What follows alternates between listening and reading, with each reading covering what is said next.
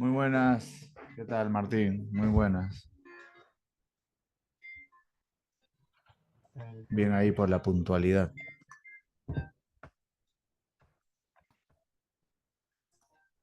Profe, buenos días.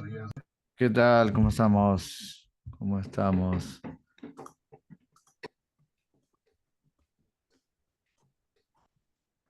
Muy buena, gente.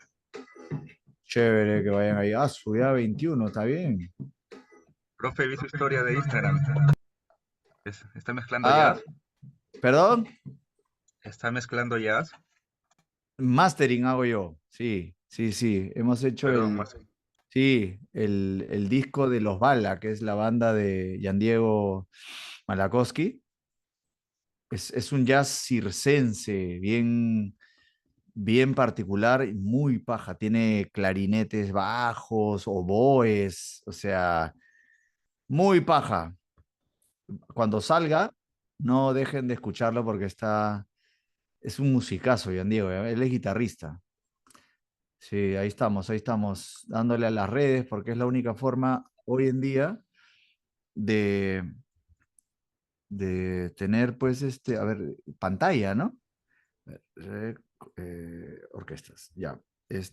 Y es una forma de tener más clientes en realidad, ¿no? O sea, a mí me parecía ridículo tener que abrirme un TikTok, pero la gente ahora, digamos, contrata los servicios de aquellos estudios, aquellas personas, técnicos, lo que fuera, que están en TikTok. O sea que, ni modo. Póngase un ejemplito, ¿qué? No, no está, todavía no sale, pues. Todavía no sale el disco. Efectivamente, ¿no? Es un escaparate, son un escaparate las redes sociales. Cada una en su tema, ¿no? Lo que pasa es que Facebook un poco ya uno lo usa solamente para el recordatorio de los cumpleaños, ¿no? Pero también eh, es otra forma de llegar, ¿no? Ahí tienes que si pones el videíto, pones el texto, ¿no es cierto? No sé, mientras que el TikTok, si tú pones en el TikTok una foto, nadie la ve. Tienes que poner algo que ofrezca un servicio, que venda, que genere un conocimiento nuevo, por ejemplo, ¿no? Instagram también, tú pones una foto y esa foto es solamente para tu gente. Si tú quieres que la gente te siga, otra gente te siga, tienes que hacer reels. Ya me estudié ya todo eso. Ni modo, hay que estar a tope en las redes. A ver, 29 y tenemos que ser 20. Ah, perfecto, ya estamos todos bien ahí. Chévere. Listo. Es complicado de todo el hecho de estar grabando. Ya. Sí, no, no me va a mí, ¿ah? No me va, de verdad que no me va. Pero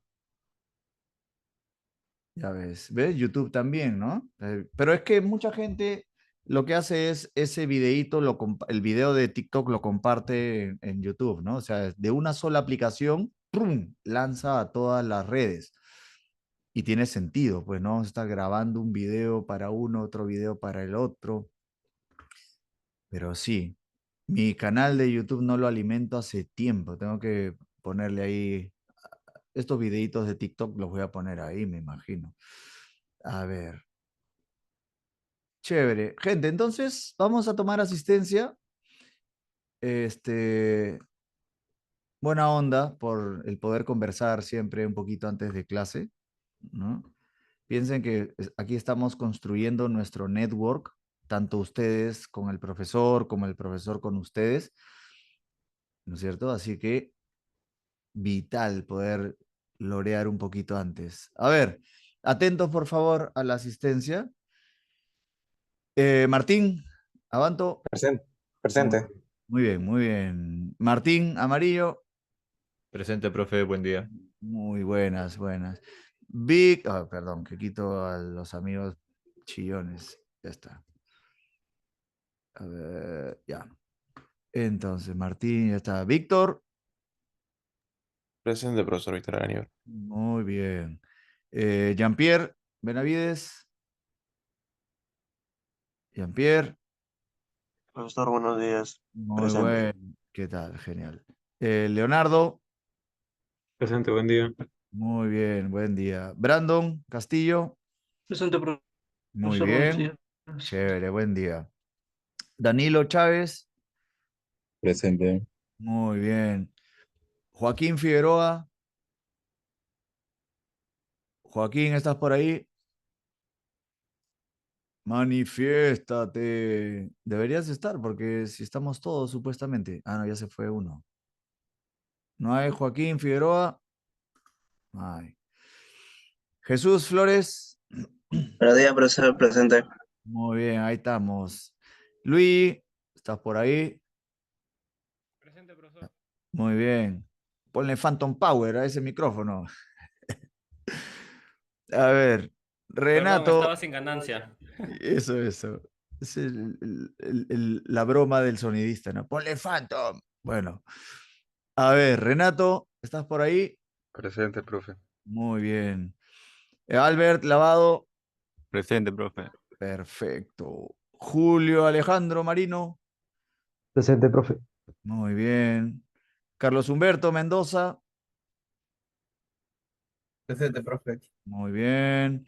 Leonardo Mora, perfecto. Joaquín Andrés Mori, perfecto. Eduardo Murrieta, perfecto. Vamos ahí, vamos ahí. Murrieta, acá está.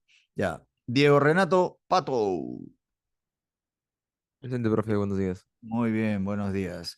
William Ramos. Presente. Chévere. Ese es Johnny Walker, Blue Label. Luis Enrique Romero. Presente, profe. Dios mío. Bueno, Juan Diego Rumaldo. Buen día, profe, presente. Muy buenas. Matías Seminario. Presente. Ahí Presente. está. Chévere, perfecto, perfecto. ¿Cuál es la otra? La que dice persona decente, ¿no? Persona decente, ya. Entonces, ya me distraje. Juan Carlos Torres, ¿estás por ahí? ¿Ya te llamamos? Perfecto. Pablo César Tuesta, Presente, profe. muy bien. Jorge Enrique Vega, Buen día, profesor, muy buenas, buen día. Antonio Ventosilla, Presente, profesor. Buen día. muy bien, buenos días. John Vilca, Presente. muy bien, buenos días. Luis Arturo, ¿estás por ahí? Presente, profe. Perfecto. Entonces, supuestamente solamente falta Joaquín, ¿cierto? A ver, no ha llegado. Ni modo. Vamos ahí. Entonces, podemos comenzar nuestra clase. A ver. Pirim, pim, pam. Se acaba esto. Ahí estamos. Listo. Hablando de redes sociales, ¿cierto? Y videos y esto. eh, Sabemos que es una forma importantísima que tenemos hoy en día de aprender. Así que no se cierren a buscar información, como por ejemplo el otro día que compartieron ese tutorial de cómo usar el saturador de FabFilter para limpiar tracks. Brutal. O sea, súper chévere. Fue acá, ¿no? Uno de ustedes compartió eso, creo, ¿no? ¿O fue otro curso? ¿Por acá estaba o no? Yo, ¿cierto? Ah, ya, William. Genial el aporte, ¿ah? Sí, está muy paja. Como usando una herramienta que no está pensada para eso, porque está pensada para, pues, saturar, añadir armónico. Upa, perdón que estoy con el... Ahora, ¡pa! Carajo. Espera. No se asusten, ¿ah? Que se me ha roto el lente y se me cayó el vidrio. A ver, ahora estoy con ustedes y de paso prendemos la camarita también, ¿no? Decía que como una herramienta que está pensada para añadir saturación, le han sacado la vuelta, ¿no? Y lo que han hecho es dividir el espectro en un par de bandas y entonces han dejado la banda de interés de un lado y la banda que nos sobra la han acotado y en esa banda que nos sobra le han hecho algo para quitarle energía, frecuencialmente hablando, que está súper bien. A ver, normalmente cuando uno tiene una batería y, por ejemplo, por el micrófono del bombo se mete platillos, ¿no? Se meten los platillos, o por la tarola se mete el hi-hat, le ponemos una puerta de ruido y con esa puerta de ruido estamos intentando deshacernos de aquello que no sea tarola. Pero lamentablemente, cuando en el mismo instante suena la tarola y el platillo, no se puede quitar.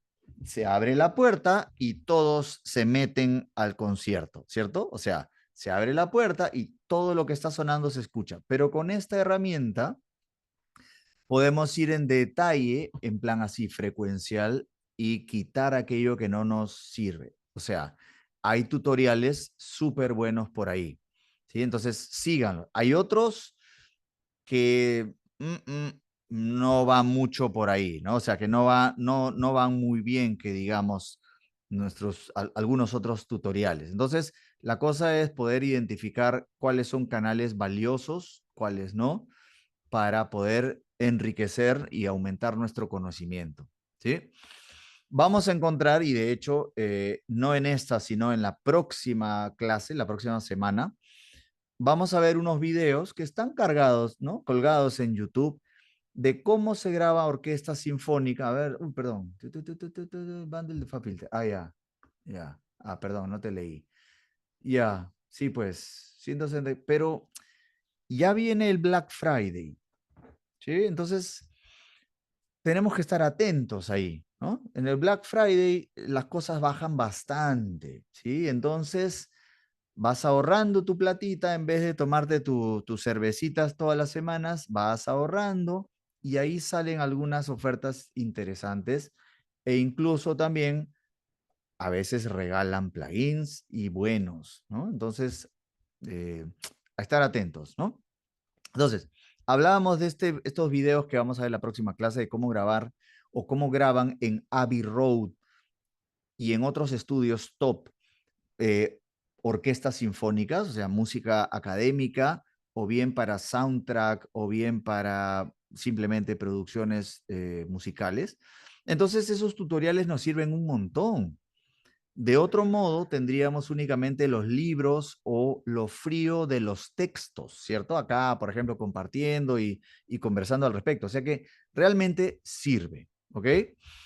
Estén ahí atentos para ver más y más tutoriales de, por ejemplo, ¿no? Se compran su plugin y ver cómo funciona este plugin, cuál es la forma de sacarle la vuelta, cómo lo usa la gente, ¿no? Por ahí hay un video que no tiene pierde. Es este amigo, se apellida Cigalas, ¿no?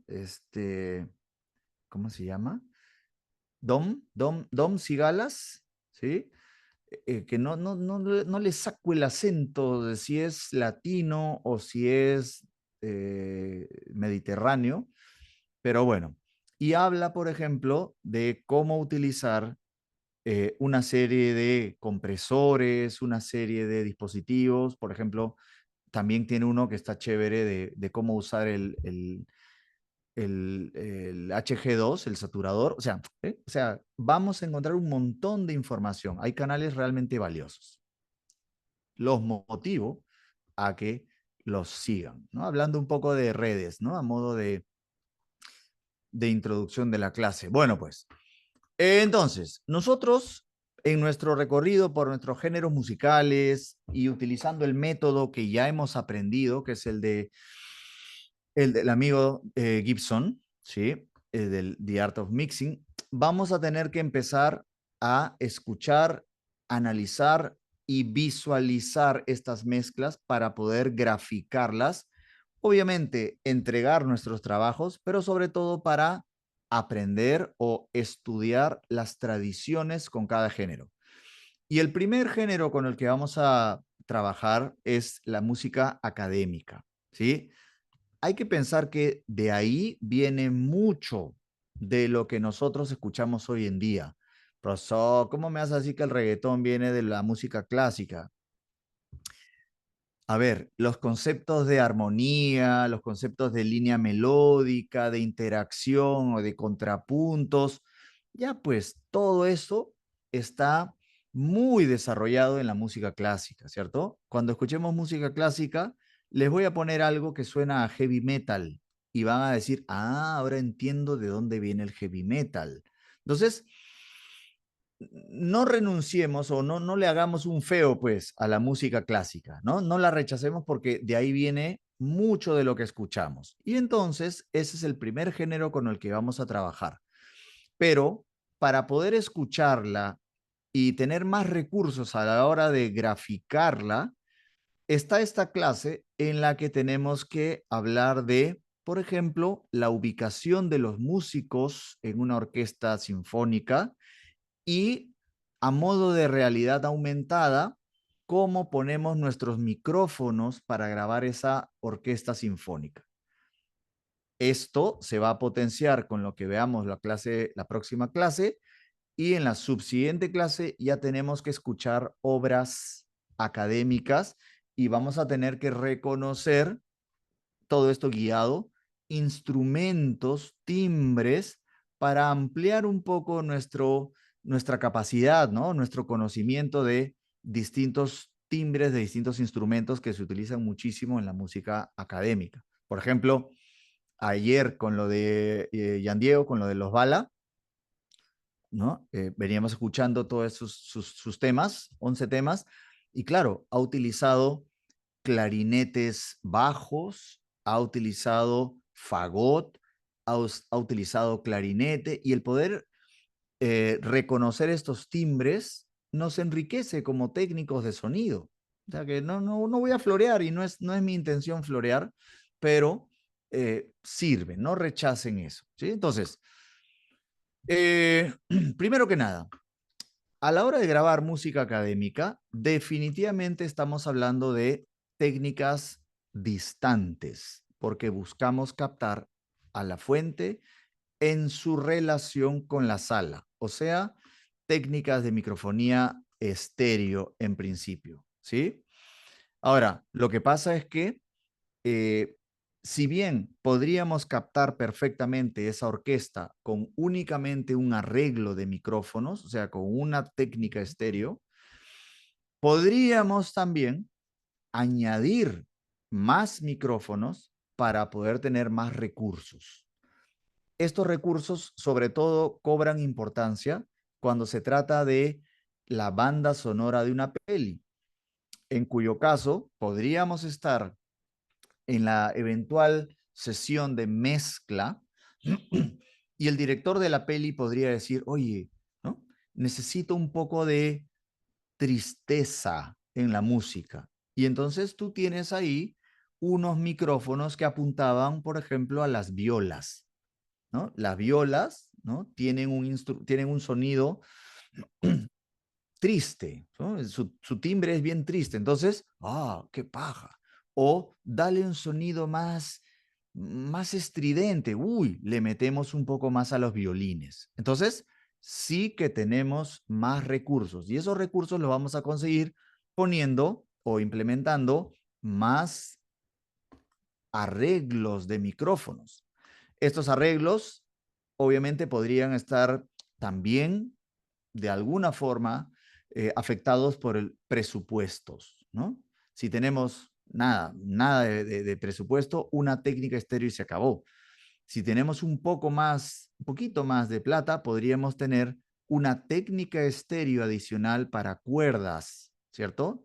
Otra técnica para vientos. Pero si hay un poco más de plata, podríamos tener, en vez de esta segunda técnica estéreo, podríamos tener micrófonos de refuerzo para los violines primeros, para los violines segundos, para las violas, para los chelos, para los contrabajos, para las maderas, para los metales. Y entonces esto es lo que realmente marca la diferencia, ¿no? Y nos da más recursos a la hora de poder registrar nuestra sinfónica. Pero el punto de partida, no lo perdamos, nuestra mezcla siempre va a estar basada en la técnica principal, o sea, aquella que hemos montado encima de la cabeza del director de la orquesta. Esa es la técnica con la que el director o la directora de la orquesta está generando, ¿sí? Es la técnica con la que captamos lo que el director o la directora de la orquesta está leyendo en su partitura y tiene la obligación de recrear. Por eso ponemos la técnica por encima, pero la ponemos más o menos a unos 4 metros por encima del suelo y apuntando hacia la orquesta. Con esto vamos a tener además bastante más reverberación por un tema de triángulos, hipotenusas y catetos, ¿cierto? Si yo tengo acá mi micrófono, ¿cierto? Vamos a tener una mayor distancia con respecto a los músicos. Pero si yo tuviese mi micrófono acá súper abajo, está muy cerca y probablemente tengamos mayor predominancia de los instrumentos que están más adelante que de los que están más atrás. Entonces vamos a chequear todo esto, ¿ok? Además, evidentemente es fundamental que la sala, ¿no es cierto?, suene bien. Por eso es que este tipo de orquesta o este tipo de pieza se graba en salas especialmente, digamos, acondicionadas y pensadas con el tiempo de reverberación adecuado para ejecutar este tipo de música y obviamente para grabar este tipo de música. A ver, un segundo.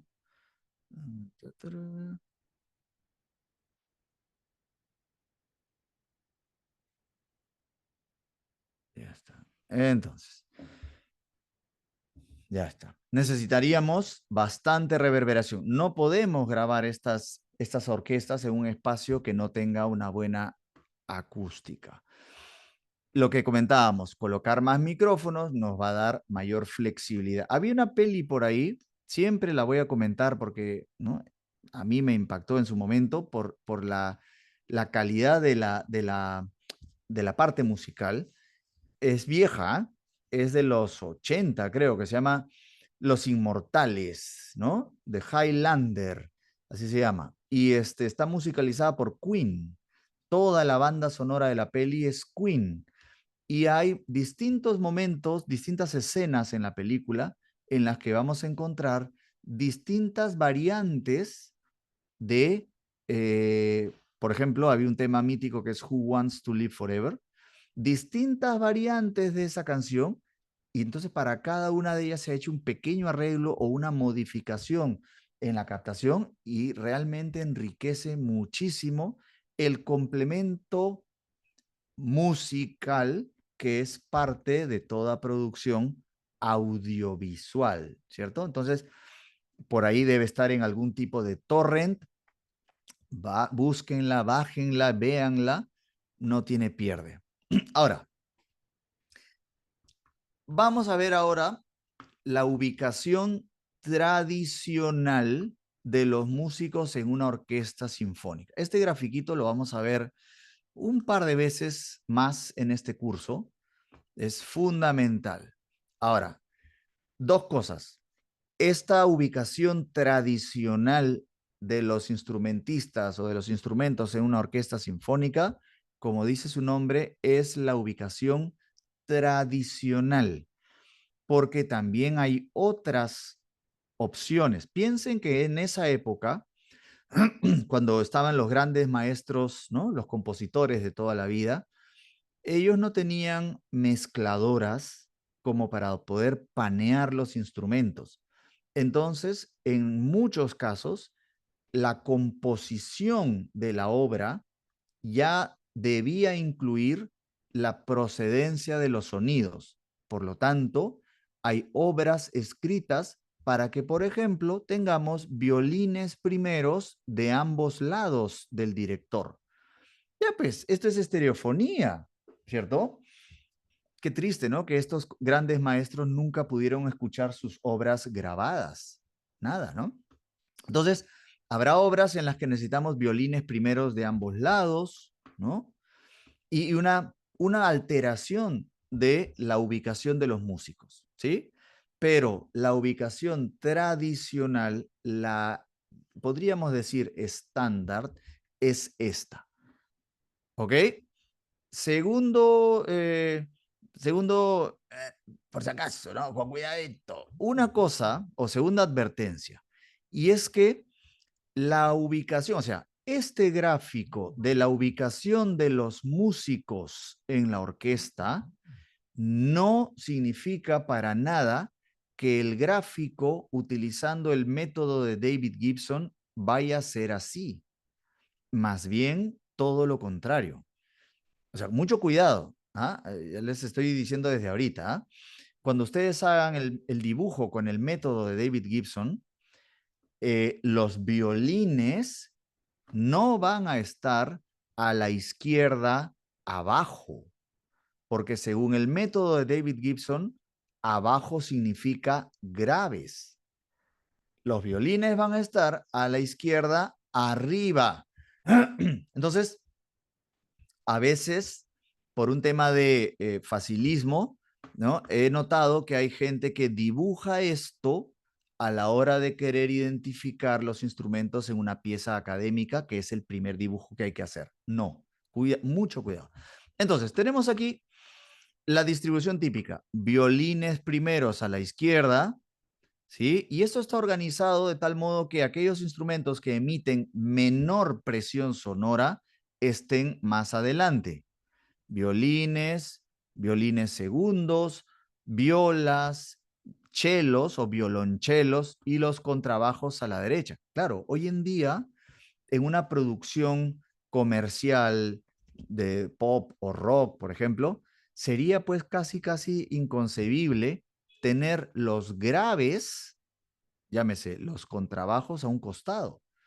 Los tendríamos que tener al medio, ¿ven? Pero es que esto es para una cuestión muy particular que es la música académica y probablemente la existencia de los contrabajos acá a la derecha esté de alguna forma compensada con otros instrumentos que también emitan frecuencias graves que estén tirados a otro lado, o por ejemplo acá los timbales sinfónicos al medio. O sea, hay una lógica, ¿ok? Un poco más atrás de las cuerdas vamos a encontrar en morado el arpa o el piano, porque podía estar, ¿no? O uno u otro. Si estaban los dos, probablemente el arpa la mandaban a la derecha y se quedaba el piano a la izquierda. Tenemos luego flautas, ¿no? Traversas, por ejemplo, oboes, cornos, ¿no? El sonido del corno me apareció en TikTok el otro día. La primera parte de la pieza de la fuerza de Star Wars, ¿no? Eso es un corno inglés. Más atrás tenemos trompas, clarinetes, fagots, ¿no? Vamos a aprender a identificar cómo suena el fagot, contrafagot, la tuba, ¿no? La del himno nacional, la de po, po, po, po, po, po, po, po, po, po, po. Esa es la tuba. Los trombones, trompetas, trompas, atrás toda la sección de percusión. Y será lógico, por ejemplo, cuando escuchemos una obra académica, si es que hay timbales o si hay tarola, por ejemplo, que también suele haber, que esos timbales o esa tarola suenen con un montón de reverberación. y se sienta que están muy atrás. Por supuesto, porque efectivamente están muy atrás. Y entonces van a tener más distancia con respecto a los micrófonos, por lo tanto, mayor cantidad de reverberación. Bueno, ¿no? Esta ubicación entonces nos sirve para poder comenzar a identificar la ubicación de cada uno de nuestros instrumentos. Salió un trabajo a la derecha y suena chévere. A ver, un segundito. Vamos ahí. Me la puedo guardar para cuando tengamos nuestra clase de escucha. Usted es profesional peruano y está Claro. buscando cómo inmigrar legalmente a los Estados Unidos. No quiero. Quédese atento porque hoy No, les voy a compartir una de las... No me voy a quedar atento. Ya.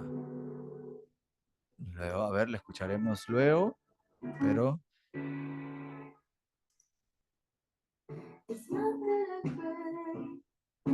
Ahora me la guardo. Pero quiero poder darte una opinión rápida.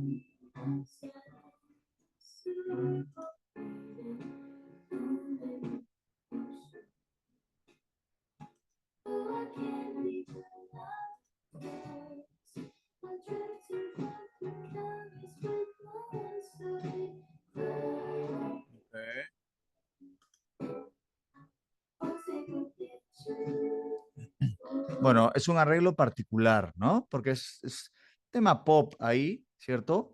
Y la orquestación, digamos, no es completa, ¿no? De orquesta sinfónica. Entonces habrá mayor libertad a la hora de panear los instrumentos. Hazme acordar, porfa, William, para escucharla el día que pongamos nuestros audífonos y estemos escuchando música académica, porque también vamos a escuchar, por ejemplo, soundtracks míticos de películas, que por ahí que las tenemos en el ADN, ¿no?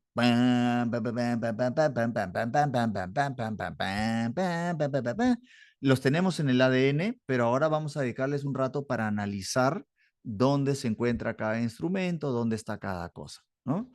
Entonces, tenemos ahí la ubicación de los músicos en una orquesta sinfónica tradicional, ¿ok? Como les decía, ¿no? Hay otras, hay orquestas que son de la época, ¿no? De Viena, de procedencia, ¿no? De Austria, Viena, y tienen una disposición particular. Hay otras obras, tipo en el barroco, ¿no? En las 4 estaciones de Vivaldi, también tienen una ubicación particular de los músicos. Entonces, a lo largo de la historia de la música académica ha habido distintas ubicaciones o configuraciones o ubicaciones de los músicos. Si se rompe esto, el anteojos esto, me va a quedar ciego. Mal rollo. Bueno, entonces, una vez que ya tenemos la disposición de los músicos en la música, en la orquesta, ahora habría que ponerle nuestros micrófonos. Por eso les decía lo de la realidad aumentada, ¿no? O sea, tenemos ahí nuestra orquesta y ¡boom! Encima le ponemos nuestros micrófonos.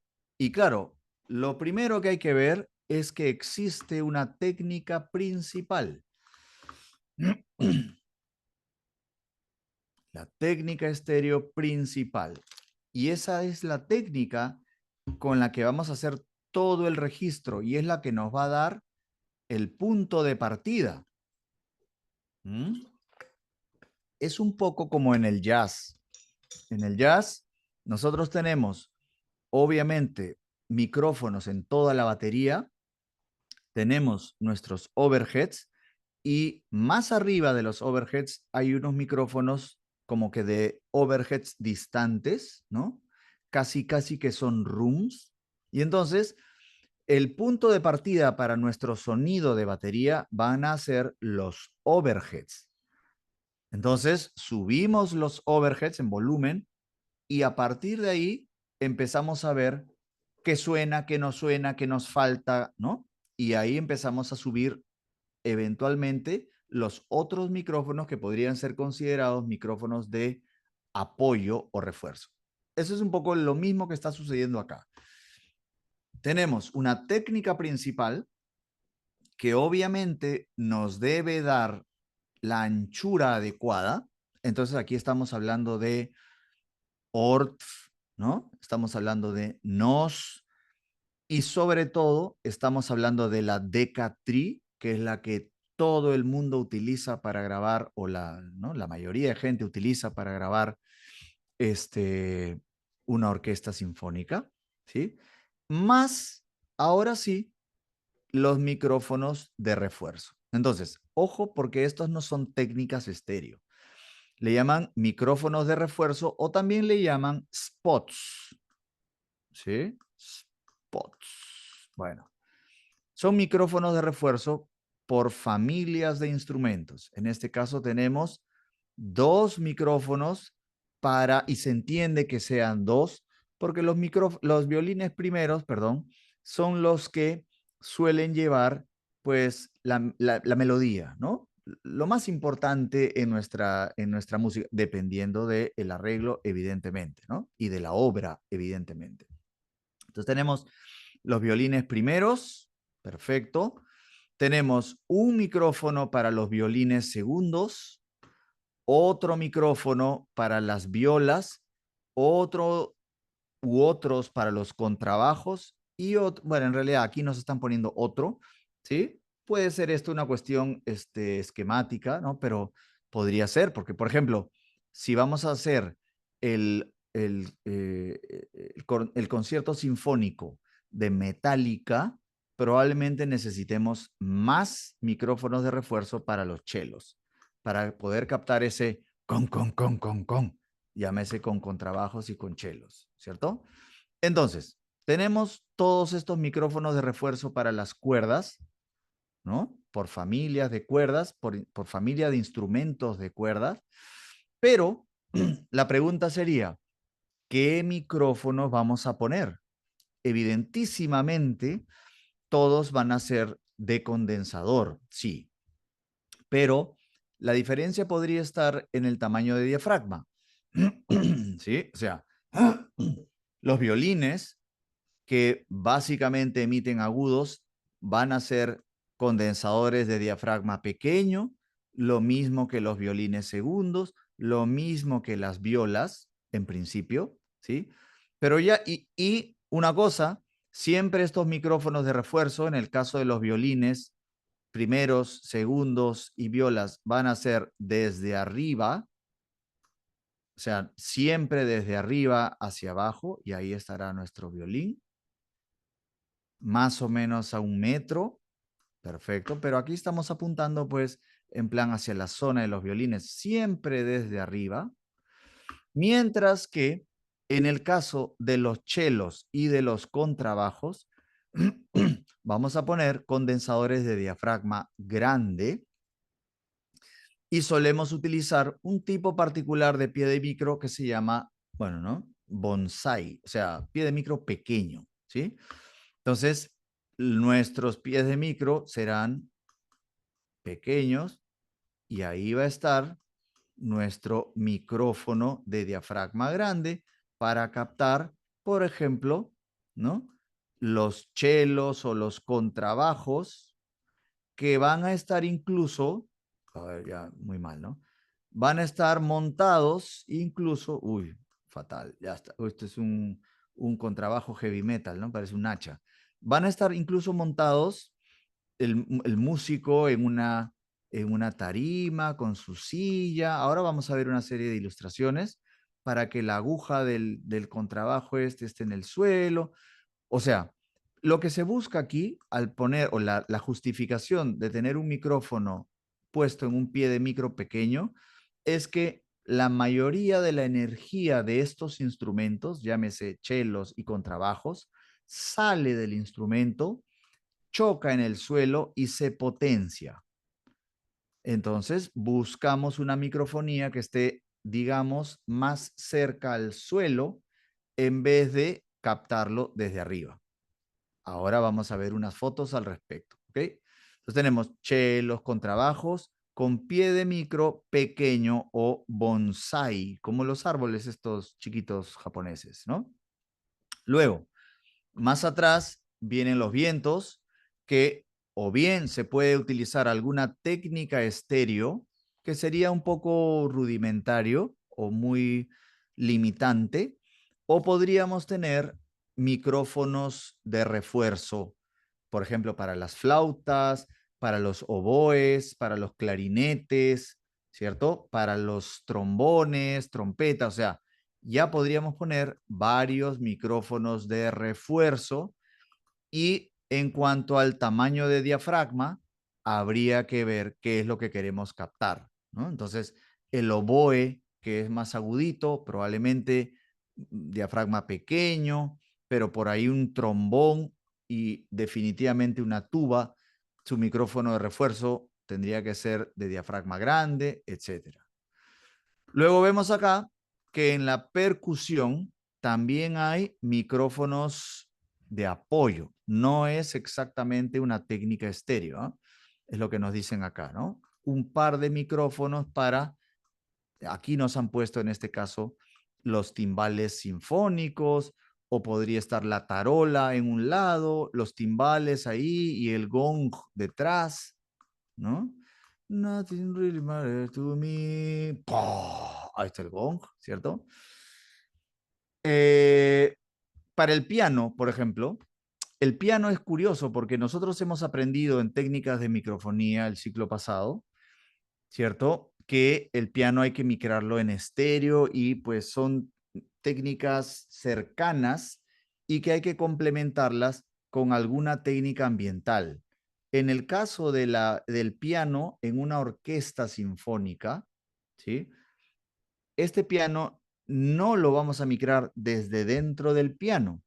La captación del piano es más bien ambiental, o sea, los dos micrófonos los vamos a poner fuera de la tapa. Y además hay que decir que esta técnica que vamos a usar para el piano no la vamos a panear a la extrema izquierda y a la extrema derecha, a pesar de que sea una técnica de microfonía estéreo. No la vamos a micrar a izquierda y derecha porque no es lógico, ¿cierto? Porque si paneamos esto a la derecha, esta zona del piano estaría en realidad acá. Y el piano sería un pianazo. No, aquí vamos a tener que panear estos dos en esta zona de acá. ¿Sí? Ya jugamos entonces con pequeñas estereofonías, pero con tendencia a la izquierda, ¿no? Eso para el piano. El arpa vemos que tiene un único micrófono. La celesta también un único micrófono. Y entonces ahí tendríamos una primera aproximación a la distribución posible de micrófonos en una orquesta sinfónica. Obviamente, les repito, depende del objetivo de esta grabación. Si es un soundtrack, necesitamos mientras más recursos, mejor, ¿cierto? Pero por otro lado, si estamos grabando esta orquesta sinfónica al aire libre, ¿sí? Va a ser complicado. O si estamos grabando esta orquesta sinfónica en un recital, probablemente la producción del recital no nos permita poner micrófonos, o sea, así de simple, o en todo caso, unos cuantos microfonitos, por un tema estético para comenzar y por un tema de paranoia que algunos músicos tienen. Sí, es cierto, o sea, si ubican a Fariuska, pregúntenle sobre esos músicos que no permitían que pusieran micrófonos en el piano porque se sentían observados. O sea, les entraba la paranoia. Entonces, se puede poner en recitales. De hecho, en muchas salas en las que se ejecuta música clásica en plan recital, ya hay micrófonos preinstalados en la sala. Alguna técnica estéreo, ¿no? Colgando del techo, por ejemplo, y ustedes van a poder ver el cable, ¿no? Que se descuelga del techo con el microfonito por acá, y del otro lado también el cable y el microfonito. Pero a veces no nos dejan poner micrófonos en el escenario. Entonces, sí que hay que diferenciar qué cosa es una grabación correcta de una orquesta sinfónica versus el registro de un recital. Es mundo completamente, o son dos mundos completamente diferentes. Ok, continuamos. Pin. Espero que todo esté llegándoles chévere. Bien. Ahí está, ¿no? Hablábamos del arreglo principal, ¿no? Además tenemos pues los micrófonos de refuerzo, la mezcla se hace falta, o sea, se va a hacer, estaba leyendo ahí si hiciera falta, la mezcla se hace desde la técnica principal y si hiciera falta, se termina de enfatizar algún micrófono o algún canal de algún instrumento por un tema de la producción, ¿no? En cuanto a los micrófonos, esto es algo que ya debemos manejar y es que el tipo del micrófono que vamos a usar, el tamaño del diafragma, va a depender, bueno, primero que nada, condensadores, yo creo que estamos claros que todos son condensadores, ¿no? Pero el tamaño del diafragma va a depender de la sala, ¿sí? Dice, y esto lo hemos mencionado también cuando hablábamos de técnicas de microfonía estéreo. Si el recinto es pequeño, usamos micrófono o podemos utilizar micrófonos de diafragma grande. ¿Sí? Si el recinto es grande, vamos a tener que utilizar micrófonos de diafragma pequeño, sobre todo en los que están más distantes, ¿no? Los de arriba, el arreglo principal, los spots desde arriba. Los spots desde abajo sí pueden seguir siendo de diafragma grande. ¿Por qué es esto? Porque se entiende que en un recinto grande la reverberación es mayor, ¿no? O sea, ¡pah! Y si es mayor, sabemos que mientras más reverberación, más graves tiene esta reverberación, ¿cierto? Entonces, si nosotros pusiéramos micrófonos de diafragma grande, vamos a potenciar los graves de esa reverberación y eso va a hacer que se ensucie por completo y se pierda claridad en la captación de nuestras fuentes. Pero si estamos trabajando en un recinto más pequeño, ojo, que pequeño no significa un room, pequeño significa Abbey Road, ¿sí? Pero pequeño ya no es pues el Gran Teatro Nacional, ¿sí? Eso es grande, ¿no? Para que tengamos ahí la diferencia, ¿no? Entonces, en un recinto pequeño sí se puede utilizar micrófonos de diafragma grande, teniendo en cuenta que estos van a enfatizar y captar bien, digamos, ¿no? El color de madera que hay en esas habitaciones, ¿no? Es como en el jazz. En el jazz usamos salas grandes para grabar y se usan micrófonos de diafragma grande para enfatizar el color, ¿no? La reflexión, los armónicos producto de la reflexión del sonido en la madera. Entonces, sí.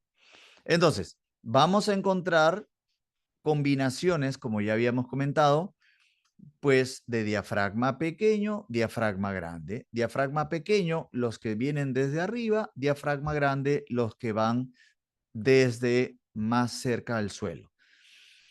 En cuanto a los modelos, hay una serie de estándares, ¿no? Que probablemente, claro, es como que otro mundo, ¿no? El mundo de lo académico, de la grabación de música académica es como megatop, ¿no? Es donde están los enfermos de la grabación.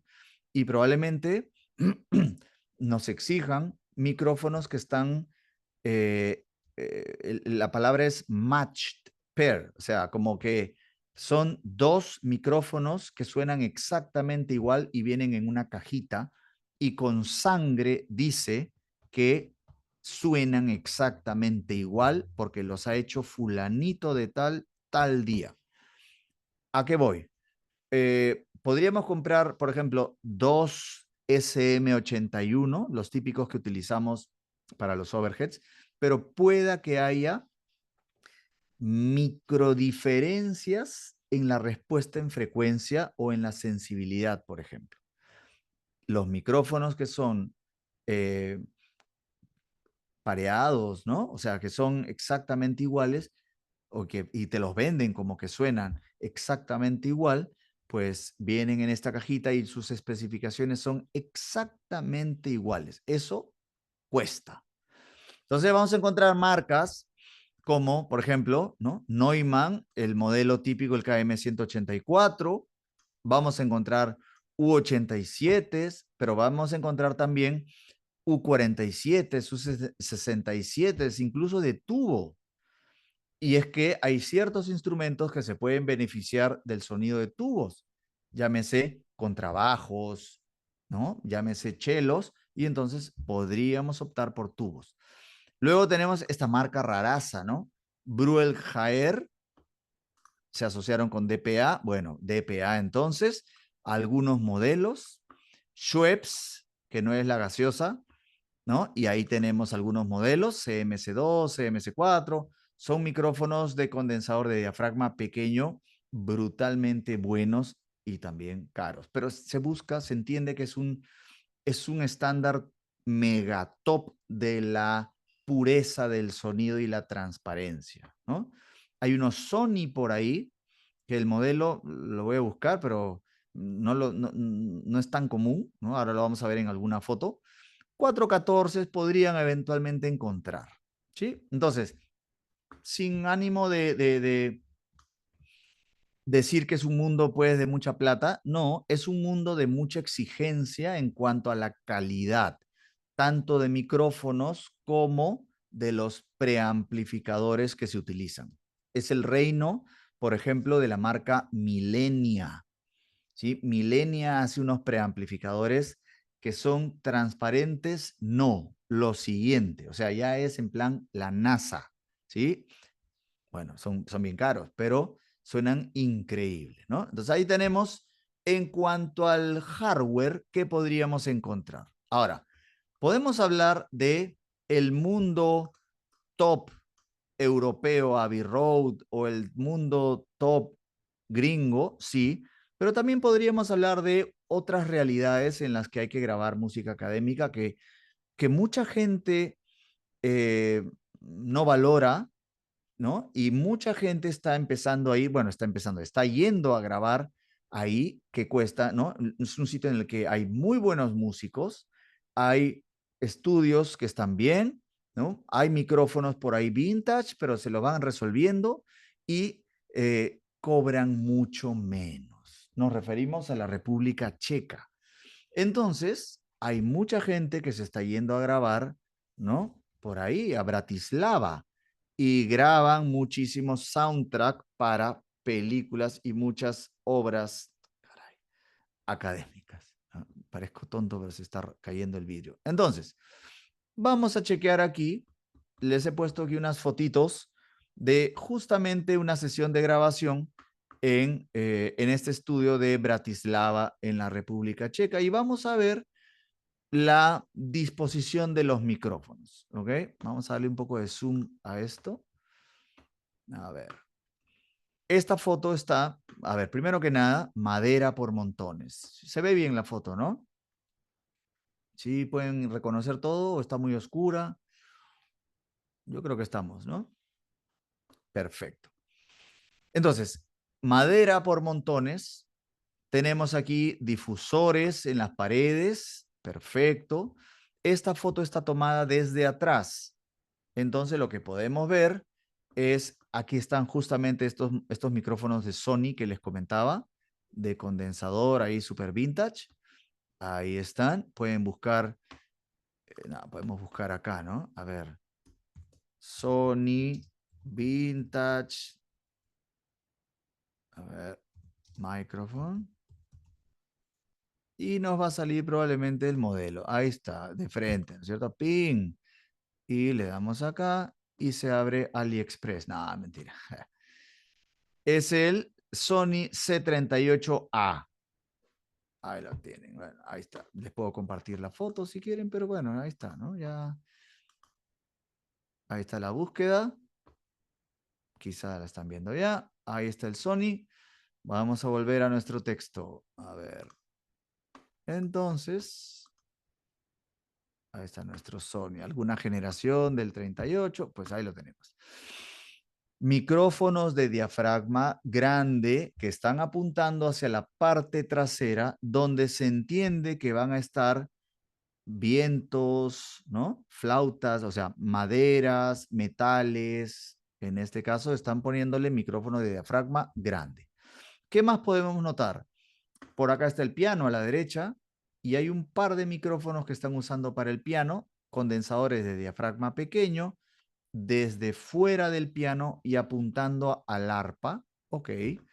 Más adelante podemos encontrar por aquí, por ejemplo, yo veo un micrófono de cuerpo gris y una marca sospechosa roja ahí. Ahí están los Neumann. Entonces podemos empezar a reconocer incluso a la distancia las marcas, ¿no? KM184. Bueno, ahí están. Micrófonos de condensador de diafragma pequeño para todo el tema de los violines, violas, ¿no? Violines primeros, violines segundos, violas, por ejemplo. Y luego vamos a ver en otras fotos micrófonos que están más en el suelo.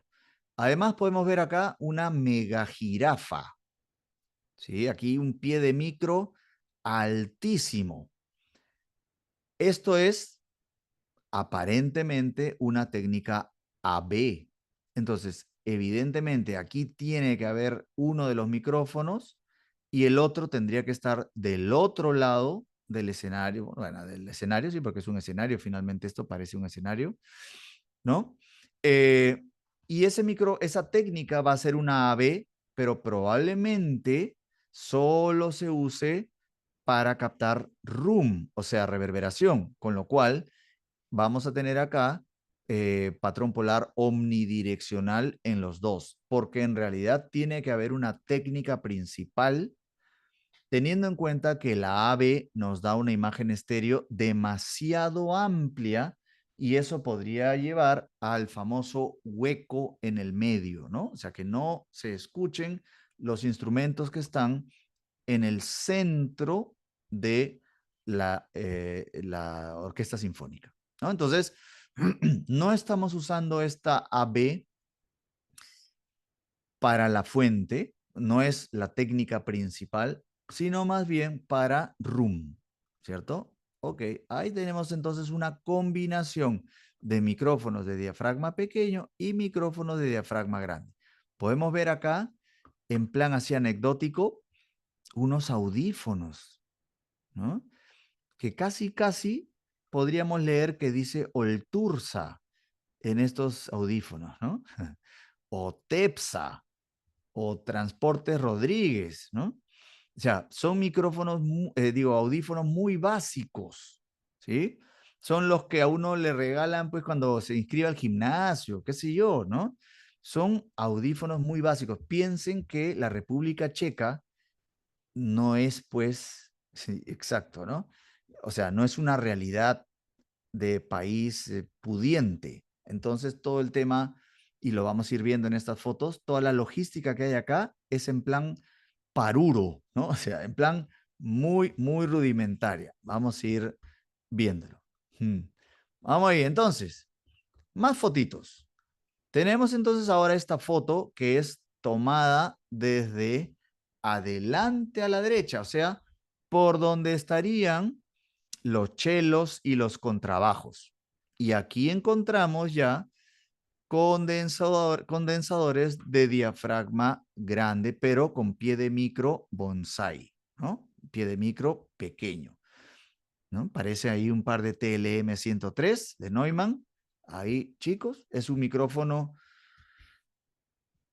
podríamos decir, barato para los estándares de Neumann. Hay gente que lo odia, hay gente que le gusta cómo suena, pues ahí lo tienen. Podemos ver a lo lejos el arpa con un micrófono de diafragma pequeño para el arpa. Perfecto. Podemos ver algunos detalles en plan spoiler. Por ejemplo, estos splitters chiquititos que hay acá abajo. ¿Sí? Para nuestros audífonos del Oltursa. Aquí está. Por acá hay uno, por acá hay otro. ¿Sí? En el suelo hay varios de estos. Made in Paruro. Tiene que haber algún Paruro en Bratislava. Y podemos ver acá unos paneles, ¿no? Unas trampas ahí. Vamos a ver para qué sirve. Pero más detalles, pues, de los distintos micrófonos de refuerzo que se está utilizando, ¿cierto? Diafragma grande por acá, ¿sí? Diafragma pequeño para las cuerdas, violines, todo esto. Ok, hay una jirafa acá atrás, ¿sí? Para también algo de reverberación de lo que se está dando en el escenario. Entonces tendría que haber otra de este otro lado también, probablemente en omnidireccional, porque solamente se busca captar la reverberación. Perfecto. Vamos por acá. Vamos a continuar. Piano. Vean. ¿Ven? Para el piano estamos utilizando una técnica estéreo, digamos, ¿sí? Parece como una ORF, ¿sí? O una NOS. Más bien podría ser una NOS porque están bien separados los micrófonos, pero en forma de V, ¿no? O sea, como 90 grados, dice, separados 30 centímetros y apuntando desde fuera del piano hacia el arpa. O sea, esto quiere decir que estamos buscando un sonido global del piano, no un sonido de piano de jazz, ¿no? En cuyo caso, ya sabemos, ¿no? Pondríamos los micrófonos súper cerca a las cuerdas y ya no captaríamos sonido ambiental, ¿no? No es esa la idea. Buscamos un sonido global del piano. Podemos ver a lo lejos más detalles de los micrófonos, los paneles. Perfecto, ¿no? Las sillitas que no hagan bulla, que no sean sillas articuladas, sino que sean sillas de madera, que no suenen silencio extremo, aunque debido a la cantidad de personas que van a estar aquí tocando y a la cantidad de micrófonos que hay acá y a la sensibilidad de estos micrófonos, es habitual que se cuelen toses o ruidos. Obviamente, ante esto, en una grabación, tendríamos que decir, ya, vamos a hacer otra toma porque alguien tosió y vuelve a comenzar toda la pieza. Pero si se trata de un concierto que estamos grabando y lo vamos a escuchar nosotros, de todas maneras van a haber toses, o bien del público o bien de los músicos, pero podríamos escuchar incluso también movimiento de partituras, porque hay muchísimos micrófonos ahí. ¿Mm? Continuamos por acá. A ver. Paneles acústicos, ahí está, ¿no? Paneles acústicos, ¿por qué? Porque los instrumentos, de hecho acá atrás hay un trombón, ¿sí? Los instrumentos que van más atrás del todo y que sabemos del gráfico que hemos visto, ¿no? Al inicio. Bueno, marca. A ver, claro, ¿cierto? Pero claro, se supone que el director hace tic, tic, tic, tic, ¿cierto? Y arrancan. Entonces, claro, ese ruidito no debería molestar. Pero una eventual movida de partitura del director, ¿no? Por eso cuando vean al director probablemente van a ver un mega atril y tiene toda la partitura abierta ahí. Y él lo que tiene es la partitura de todos los instrumentos y las mira a la vez, ¿cierto? O sea, todos los instrumentos están ahí y él puede o ella puede guiar a los músicos leyendo y dirigiendo, es rarazo esto, antes de que se ejecute. Cuando ustedes ven a un director, el director no está diciendo toca fuerte, toca fuerte, toca fuerte. Está diciendo vas a tocar fuerte. Se está adelantando en el tiempo, es una marcianada.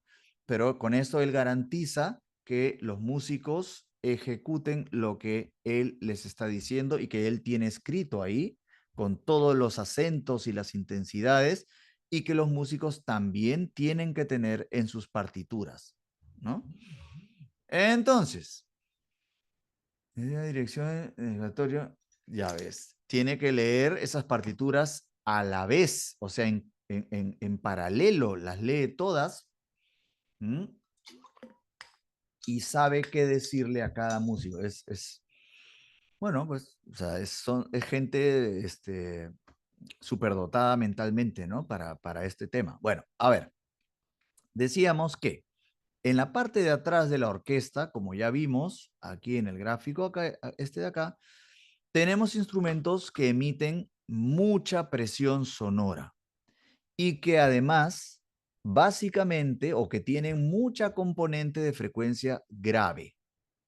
Como sabemos, los graves entonces, ¿sí? Tienen mucha potencia, mucha energía y también son omnidireccionales. Entonces, si juntamos estas dos características de esos sonidos, corremos el riesgo de que lo que sea ejecutado súper atrás en la orquesta invada a los instrumentos que están adelante. Obviamente invada los micrófonos que están acá adelante.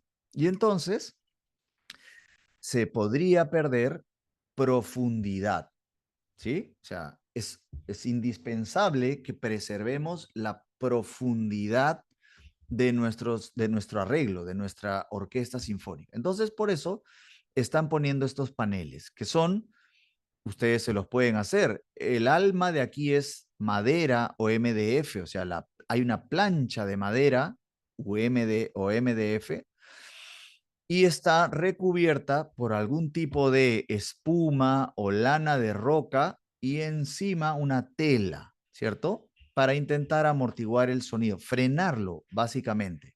Pero cuidado, porque esos paneles no deberían generar rebotes importantes, ¿cierto? O sea, en realidad tendría que haber más absorción que rebote, ¿no?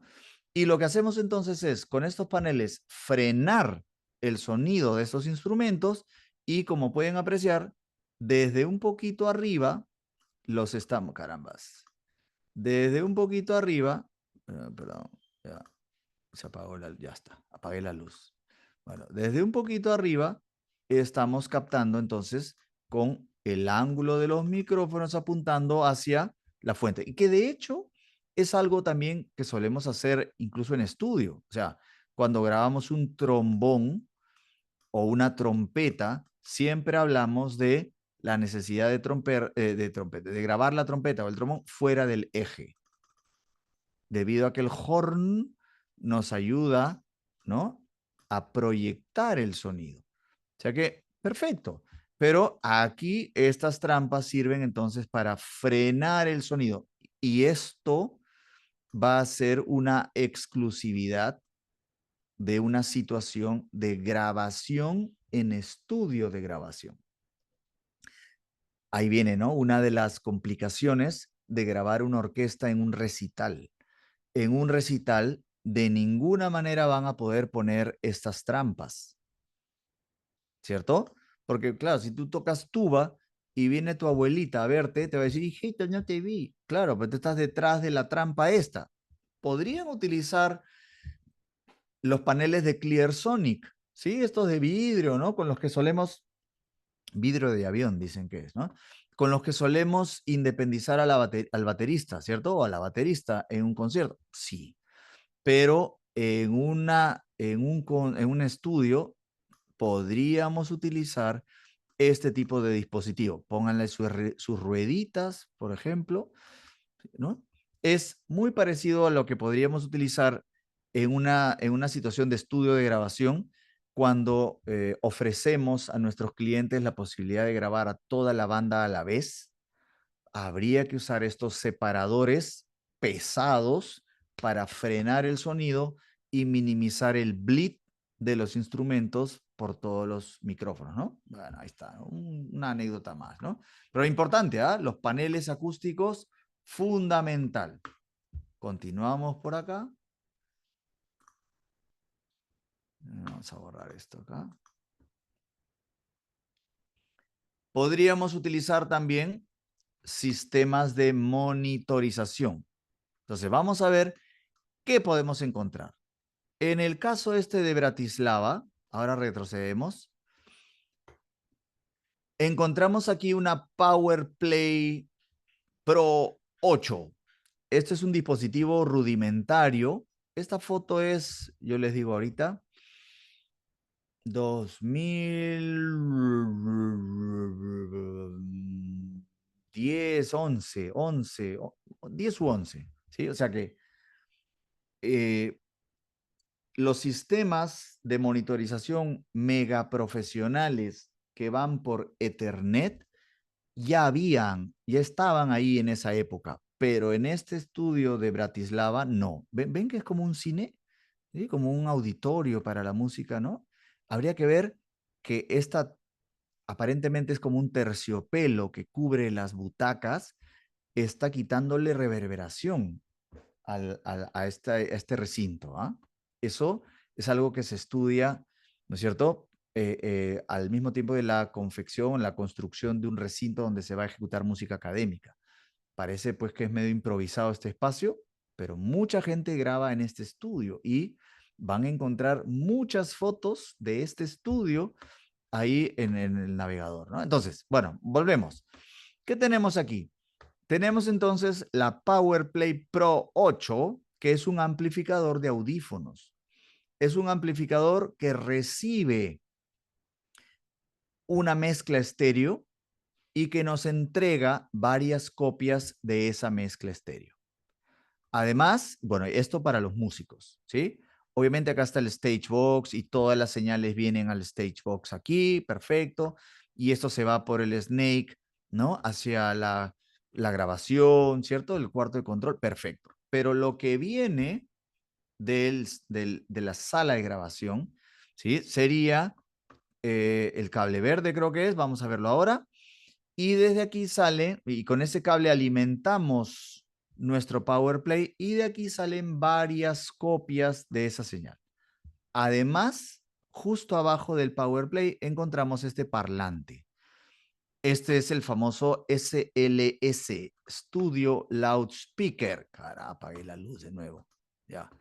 Studio Loudspeaker, ¿no? Es el parlante que se utiliza, Studio Loudspeaker. Es el parlante que se utiliza para hablar con el director de orquesta, ¿no? Entonces le dice, no sé, pues, John, ¿no es cierto? John Williams, ¿no? Dear John, vamos a hacer una toma más.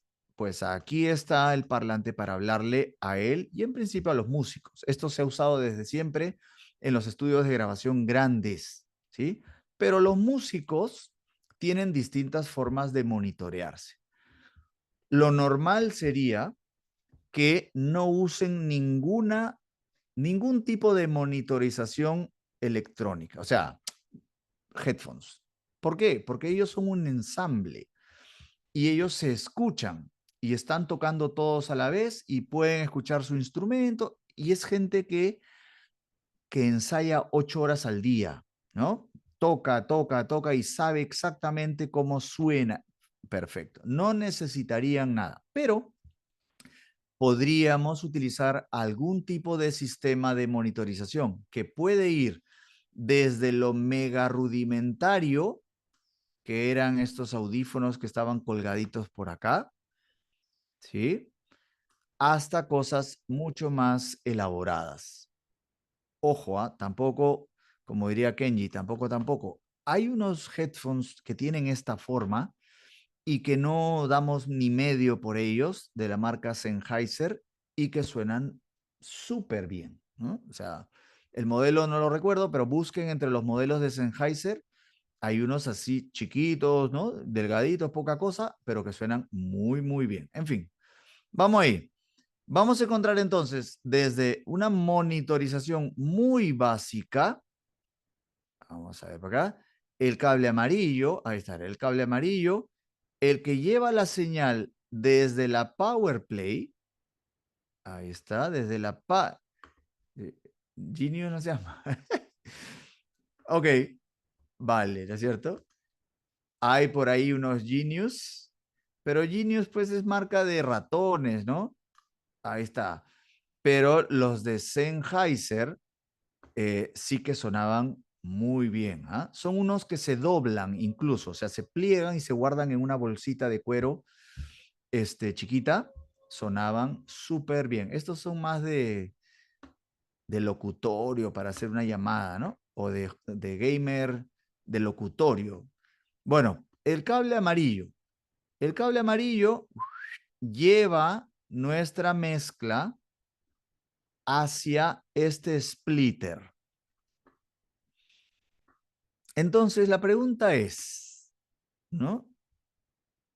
¿Qué tal se escuchará por acá? ¿Cierto? Porque este splitter está alimentando a esta cajita, ¿no? O sea, el cable amarillo está alimentando a este splitter, que es este divisor, pero yo no veo para nada una batería de 9 voltios, un hueco de batería de 9, exacto, ¿no? No veo ningún hueco de batería de 9 voltios, tampoco veo que esto esté conectado a la pared, o sea, es un splitter pasivo, ¿cierto?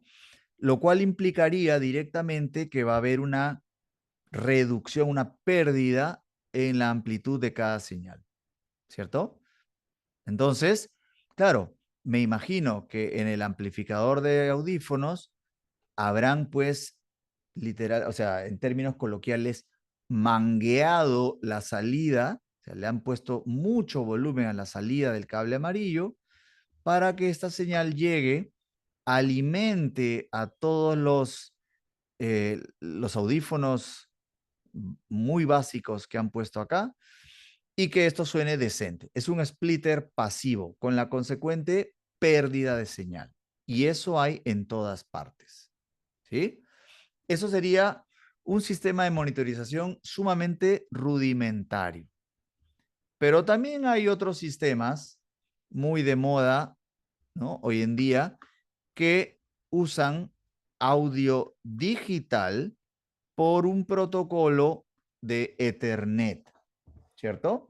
Entonces, tenemos el cerebro, ¿sí? Que puede ser más grande, ahí está, ¿no? Una unidad de rack con las salidas, o sea, mejor dicho, las entradas, habrá que ver en la parte trasera dónde están las entradas, que son analógicas, las entradas, y las salidas son digitales por Ethernet. Quiere decir que aquí dentro hay un convertidor analógico a digital. Pueda que haya algún sistema que directamente reciba digital, ¿cierto? ¿No? Pero lo importante es que la salida hacia las cajitas estas que vemos acá es audio digital que va por Ethernet. ¿Y cuál es la ventaja de este tipo de sistemas? Que, y los hay en Behringer también, ¿ah? Podemos recibir 8 señales. En el de Behringer podemos recibir 16 señales. ¿Ok? Recibimos entonces 8 o 16 señales y todas esas señales salen por Ethernet hacia estas cajitas. Y en cada una de esas cajitas, los músicos se pueden hacer su propia mezcla. Tienen estos 16 botones, entonces tú sabes que los violines te llegan por 1, 2, ¿no?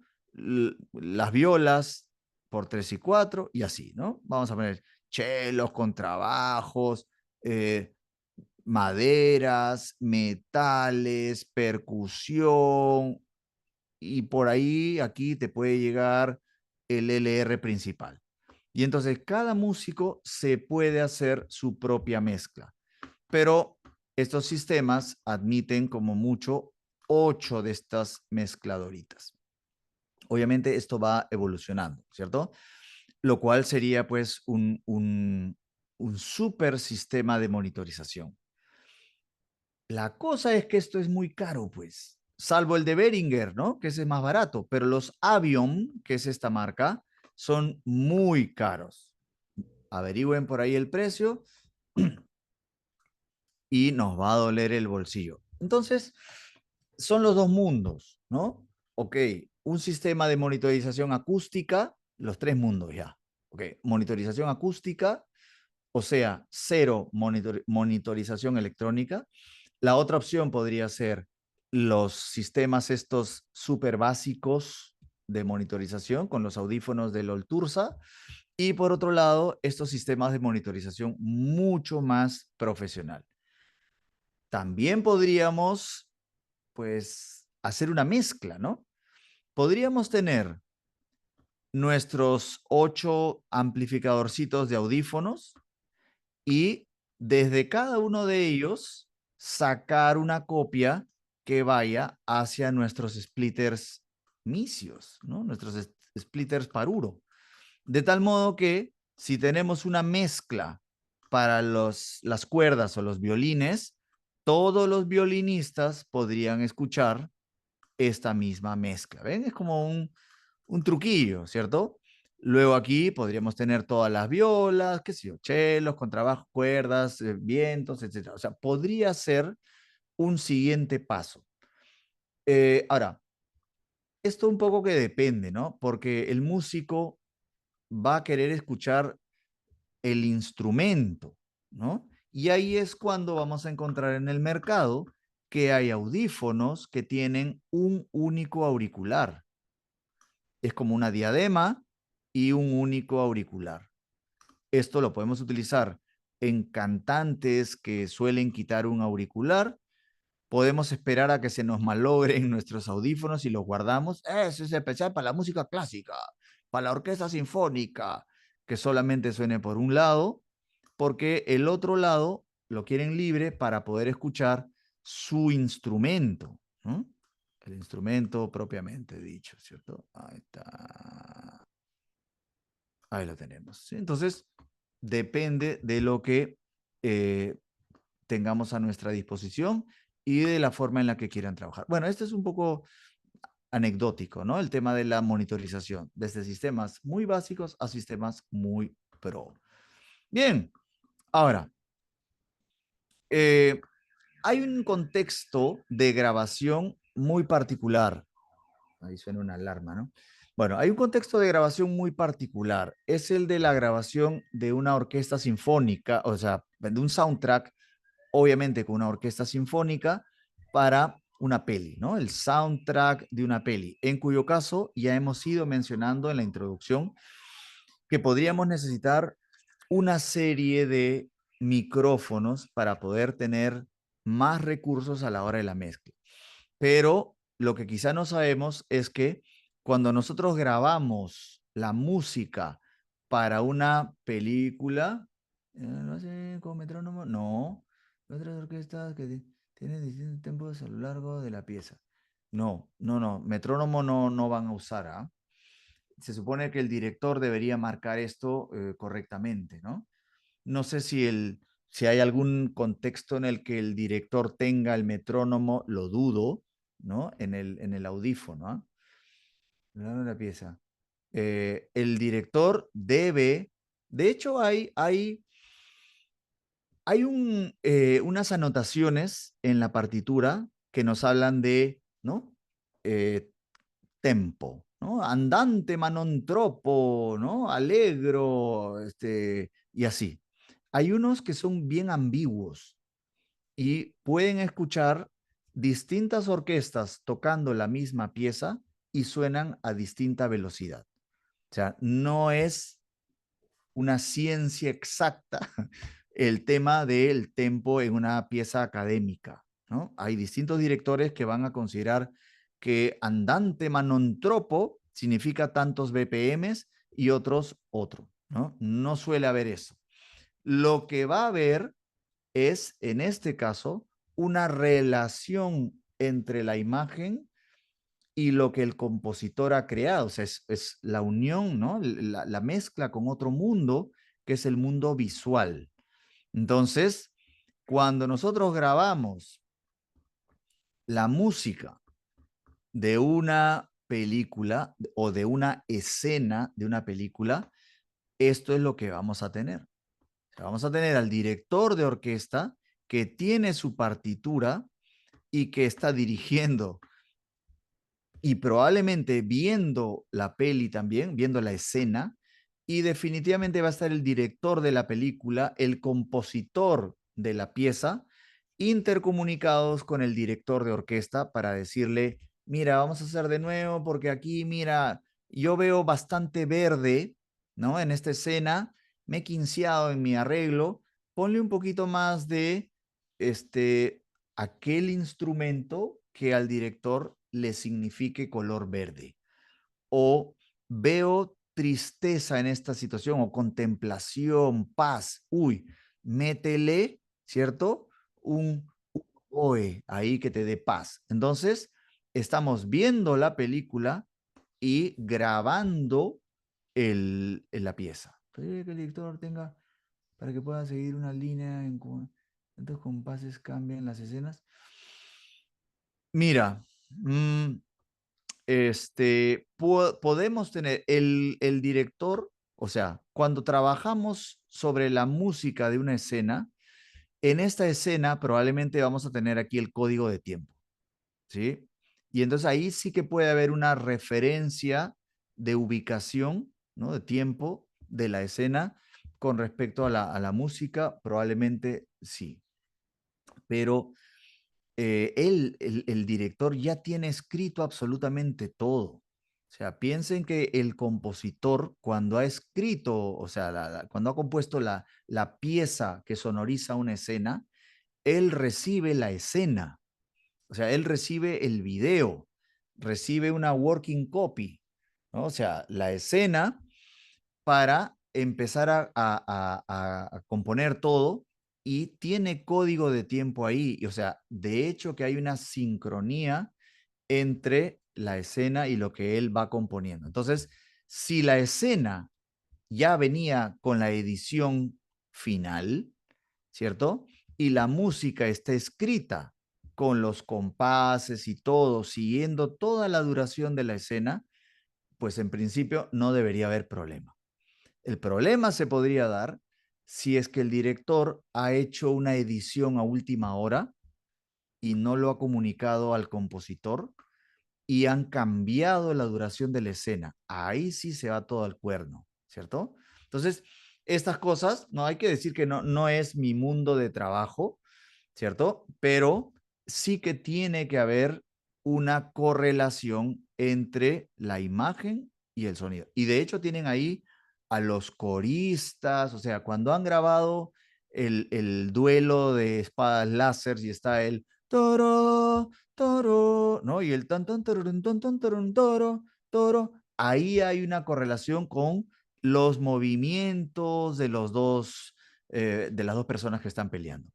Esto se complica mucho. Por ahí pueden encontrar videos en los que está efectivamente el mismísimo John Williams y está George Lucas, ¿sí? Están hablando ahí durante la grabación y están comunicándose. O sea, John, vamos a hacer esto. Y el mismísimo John Williams también está dirigiendo a los músicos que están tocando en esa parte particular de la obra, ¿no? Entonces, claro, aquí daría la impresión más bien que es como un recital, podría ser pues el avant-premier de la película, porque si no, tendríamos que tener un montón de micrófonos para captar todo esto. Pero esto es lo que debería haber el día de la grabación.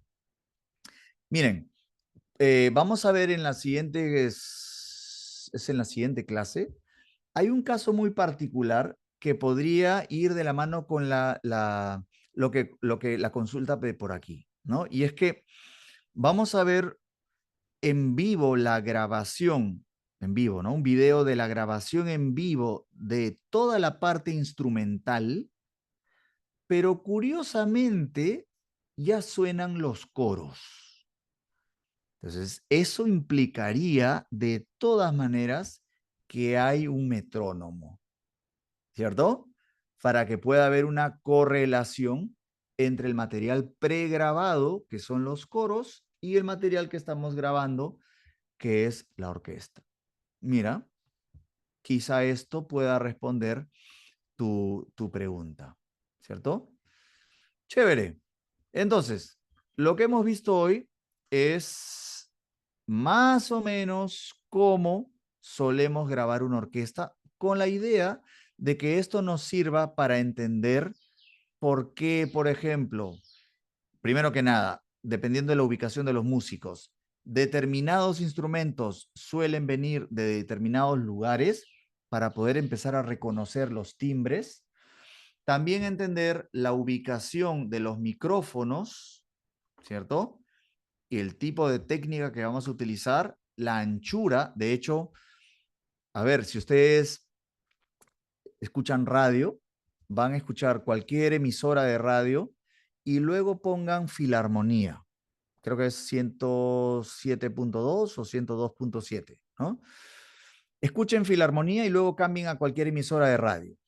Filarmonía o lo que escuchan en Filarmonía, que es música académica, tiene una imagen estéreo brutalmente amplia, mientras que en las otras radios suena todo un poquito más pequeño. O sea, piensen entonces en la dimensión de la orquesta sinfónica y que esa captación ha respetado esa dimensión. Pueden identificar dónde está cada uno de los elementos y esto nos va a ayudar en nuestra mezcla, pero sobre todo en un primer momento en nuestra interpretación de dónde escuchamos cada uno de los instrumentos en el método de David Gibson. Recuerden que esos violines que vamos a escuchar y que están adelante a la izquierda y que han sido micrados efectivamente adelante a la izquierda con 2 micrófonos, según el método de David Gibson, no suenan, no están adelante a la izquierda o en todo caso abajo a la izquierda. Porfa, tengan muy en cuenta eso, ¿ok? Listo, gente. Vamos a parar por aquí porque eso es todo lo que teníamos que cubrir hoy. Se van un poquito antes. La próxima entonces ya tenemos que preparar nuestros audífonos porque nos va a tocar empezar a escuchar. Ya en breve tenemos que programar nuestra primera práctica calificada, ¿ok? Pero primero vamos a escuchar música académica, vamos a evaluarla y vamos a hacer nuestro dibujo. Y recuerden que vamos a tener también unas evaluaciones muy cortas, muy rápidas, durante todas las sesiones posteriores, por ejemplo, a la de escucha de música académica. Vamos a tener una evaluación súper rápido para poner a prueba lo que hemos aprendido y dibujado. Nos vemos el miércoles, gente. Todavía pueden respirar tranquilos. Todavía no hay evaluaciones. Están ya. Están. Profe, ¿algún tip para reconocer los delays? Los delays, ¿cómo así? ¿En música académica? ¿En otro género? ¿Luis? Hola. Hola. A lo lejos. Profe, ¿qué tal? ¿Se me Sí. escucha? Sí. Lo que pasa es que en el otro curso también de mezcla estamos llevando delays y Ajá. quería preguntarle si que hay algún truco más, además el que nos ha dado Andrés, que es en analógicos un cierto corte en agudos, también la cinta. De repente también usted nos puede dar algún truco ya que vamos a tener también una prueba por ahí. Bueno, aquí no vamos a preguntar el reconocimiento de esto, pero sí que hay una diferencia en el sonido, no solamente en las frecuencias, ¿sí?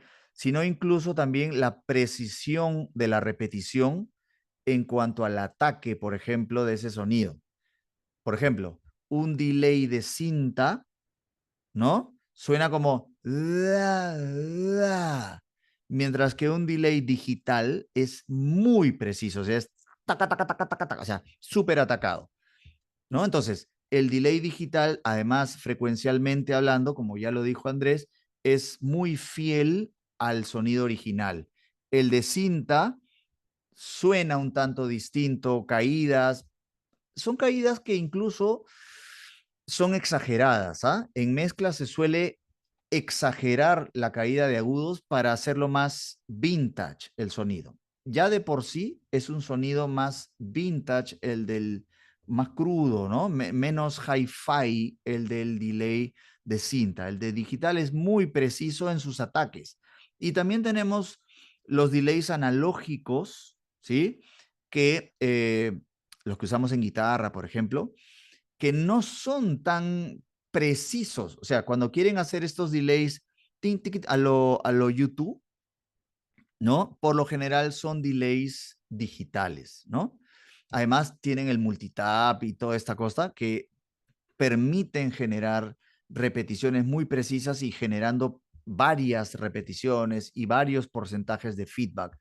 El delay analógico por ahí que va a ser más básico, ¿cierto? Y no va a ser tan preciso. Una característica del delay analógico es que con él suelen jugar mucho con los feedbacks. Entonces, cuando Cerati se agachaba para jugar con la pedalera, qué sé yo, y generar esos... Esto es como un atributo de los delays analógicos, ¿cierto? Más no digital. Y otro atributo u otra característica de los delays de cinta utilizados en producción musical, llámese británica, es que también van a jugar con esos feedbacks, pero sí se nota una textura muy particular, ¿no? Como un grano particular. Escuchen cualquier cosa de Radiohead. Ahora, les voy a buscar porque en TikTok, en TikTok me apareció un videíto corto, muy corto, en el que nos ayudan a identificar la sonoridad de los distintos delays. Yo creo que toda la información que pueden recibir vale, ¿no? Entonces voy a buscárselos a ver qué onda, o pueden buscarlo por ahí también. Les van a dar exactamente cómo suena la característica frecuencial y lo que les decía, el envelope, ¿no? La envolvente de cómo actúa el delay analógico, el delay digital y el de cinta eventualmente, ¿no? Se los busco y se los comparto en la próxima. ¿Vale? Muchas gracias, profe. Nada de nada. Por sus tips. No, hombre. Nos vemos entonces el miércoles, gente. Cuídense mucho, ¿ah? Chao, chao. Nos vemos. Chao.